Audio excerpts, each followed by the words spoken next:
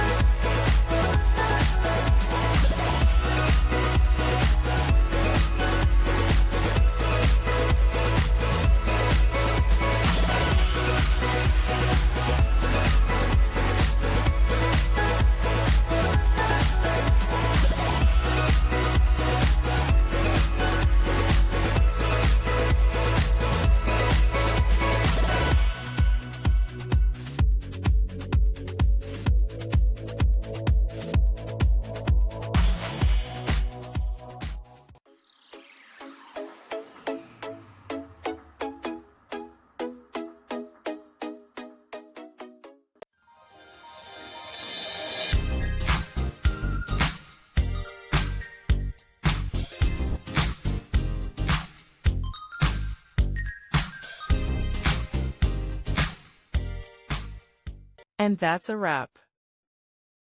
I hope you found the answer you were looking for.